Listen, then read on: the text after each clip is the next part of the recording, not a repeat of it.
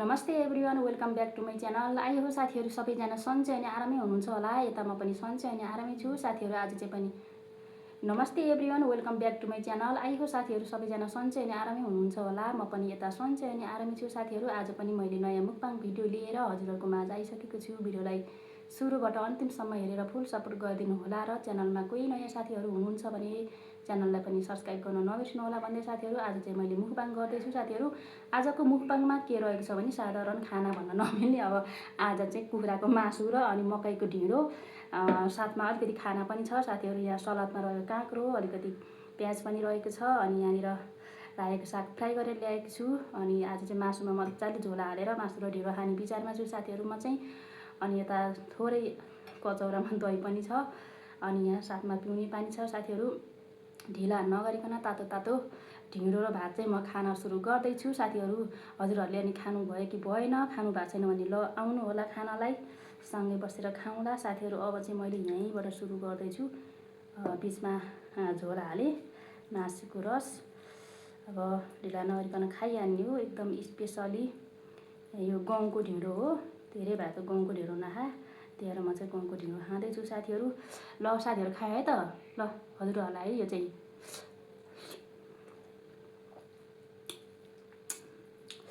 एकदम मिठो टेस्टी भएछ। मासु र ढिँडो कोलाई मनपर्छ साथीहरू? मनपर्छ भने भन्नु होला। ल आउनु होला यता खानालाई। मलाई चाहिँ एकदम मनपर्छ।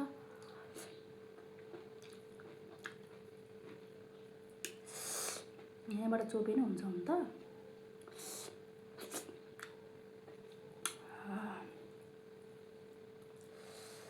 थोरै पानी खानु पर्यो।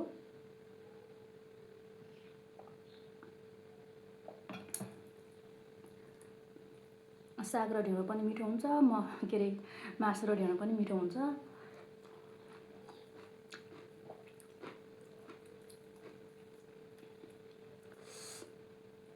प्रायः जस्तो कोही कोही साथीहरूले त धेरै जस्तो त खाँदैनन् पनि होला ढिँडो, तर मलाई चाहिँ एकदम मनपर्छ। म चाहिँ खान्छु। 2-3 महिनामा एकचोटि चाहिँ खान मनपर्छ कि मलाई चाहिँ। वाह, क्या मिठो भएछ हौ।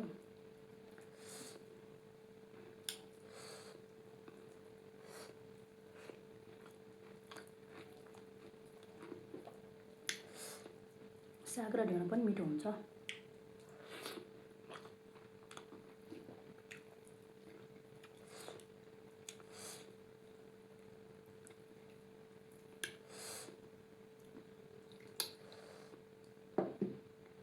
अब यहीँ मजाले झोल हालेर मजाले खाने हो। अब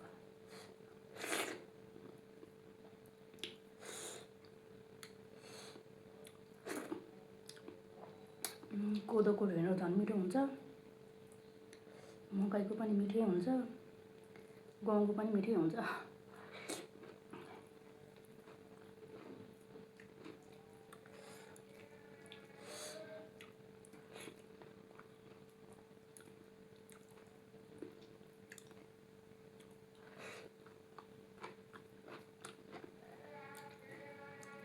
पहिला पहिला म चाहिँ ढिँडो खानै जान्ने थिइनँ। अहिले त एकदम पर्फेक्ट ढिँडो खान मिठो हुन्छ पो। गाउँमा गएन त एकदम ढिँडो पकाएर दिनु हुन्छ जस्तो लाग्छ हौ। फेरि मम्मीहरूले गाउँमा बल्ल बल्ल आएको पाहुना कहाँ ढिँडो खाने लाज हुन्छ, ढिँडो दिनलाई भन्छन् है। आफूलाई चाहिँ ढिँडोकै आश लाग्ने कि एकदम मनपर्छ नि त। गाउँतिर त आगो बालेर मजाले चुलोमा बनाउँछन्। त्यो आगोमा पकाएको ढिँडोको टेस्टी नै अर्कै हुन्छ। ग्यासमा पकाएको हो मैले चाहिँ, ग्यासमा पकाएको जस्तो चाहिँ हुँदैन के, जति पकाए पनि मिठो चाहिँ हुन्न।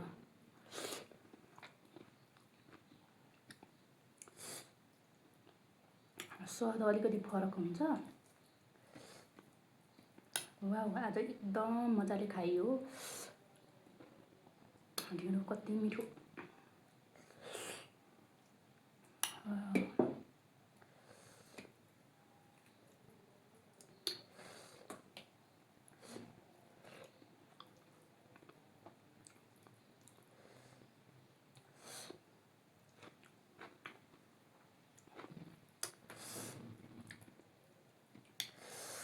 रायोको साग पनि फेरि साथीहरू कति महँगो, एक मुठाको 80 रुपियाँ हो।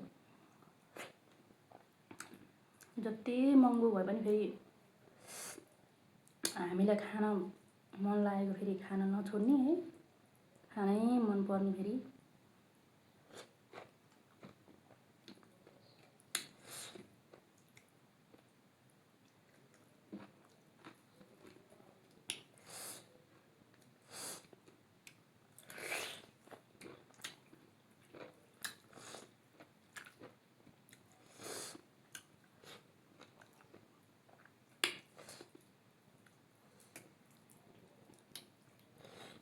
मिठो भयो।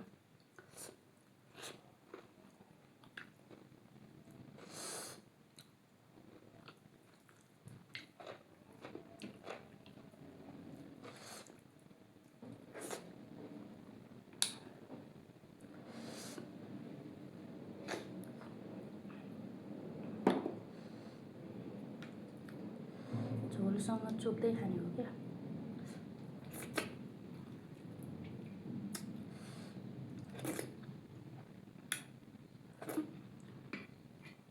अब खाना सुरु गर्नु पर्यो। भात ढिँडो मात्रै खाएर चित्त नबुझ्ने, फेरि भात पनि खानै पर्ने क्या। थोरै भयो भने खाइदिउँ न। भात चाहिँ बिहानै पकाएको बाबुको लागि स्कुल जाने बेलामा, हल्का तताएको पानी छम्केर, तर साह्रै भएछ क्या।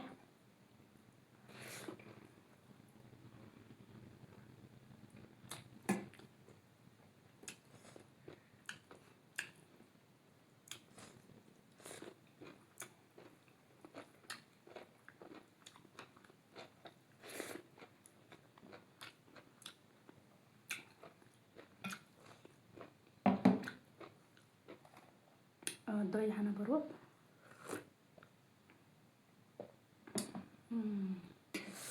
मिठो रहेछ दही पनि। काँक्रो हो क्या। काँक्रो पनि कति महँगो, तरकारीहरू कति महँगो।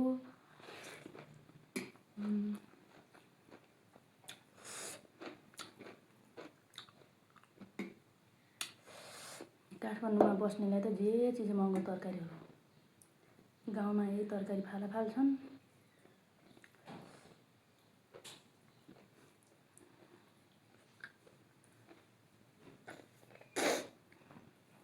पिरो भन्नाले त्यस्तो पिरो पनि छैन खासै।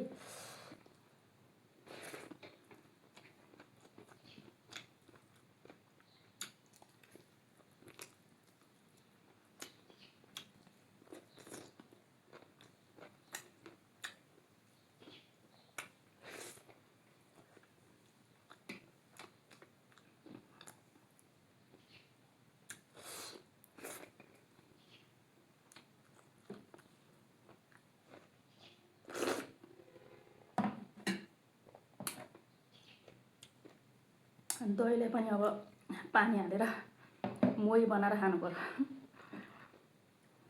मिठो हुन्छ। पानी थप्दै हाल्यो, अलिकति दही हाल्यो, पानी हाल्यो, खायो।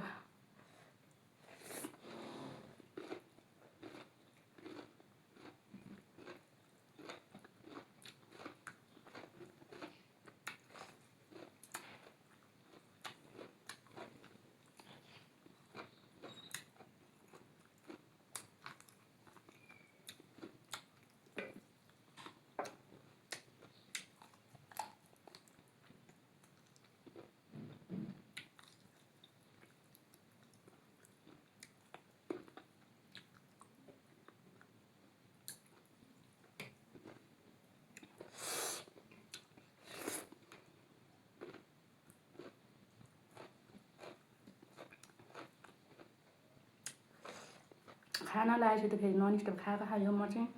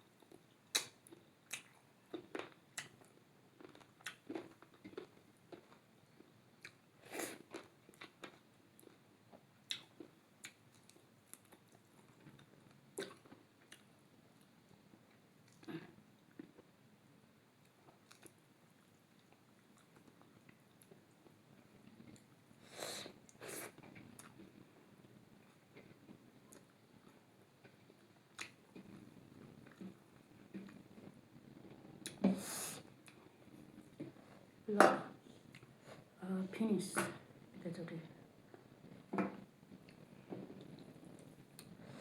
मासु चाहिँ धेरै खान मन लाग्दैन, म अलिक कम खान्छु पहिलाभन्दा।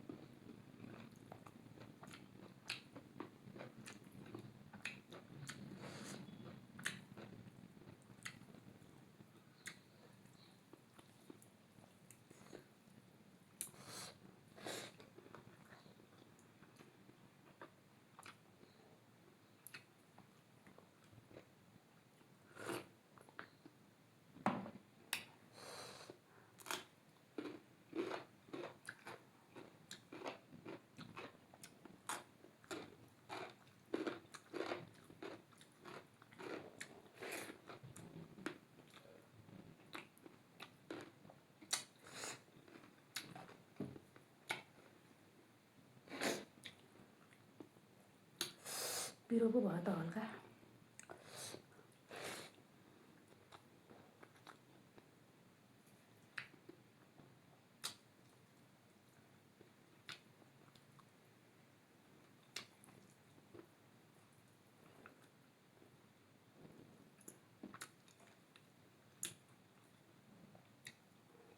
मासु त अलिअलि खाएको जस्तो गरी मात्रै हो। ल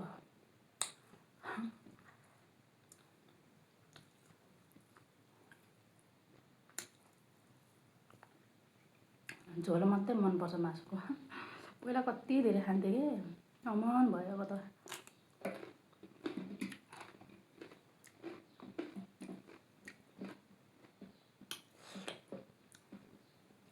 कुन दिनदेखि म त मासु नै खानु छोडिदिन्छु होला हौ।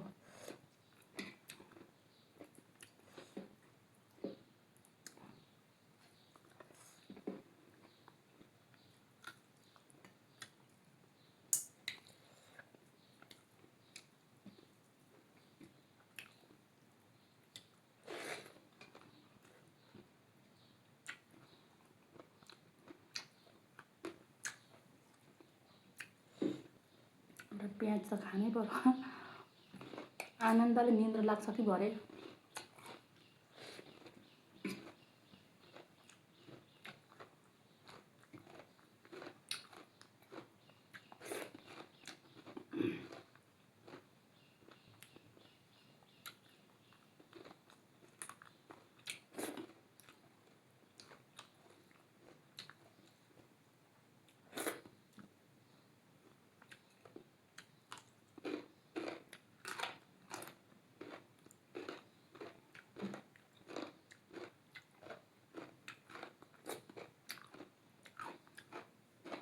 लाग्यो कि खान नि जान्दिनँ।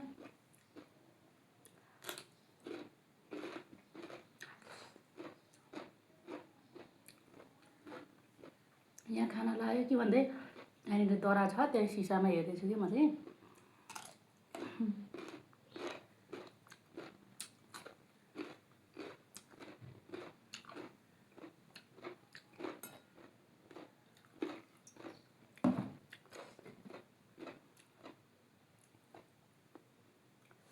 अब यदि दही खाएपछि चाहिँ मजाले आनन्द हुन्छ।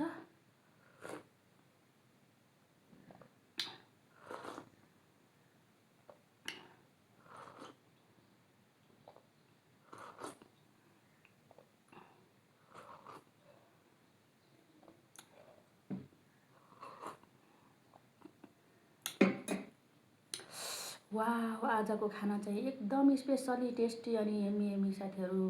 हजुरहरूले भिडियो हेरिदिनु भयो, हजुरहरूलाई धन्यवाद भन्दै आजको भिडियो यहीँबाट इन्ड गर्न चाहन्छु। Thank you for watching my video. Next भिडियोमा भेटौँला।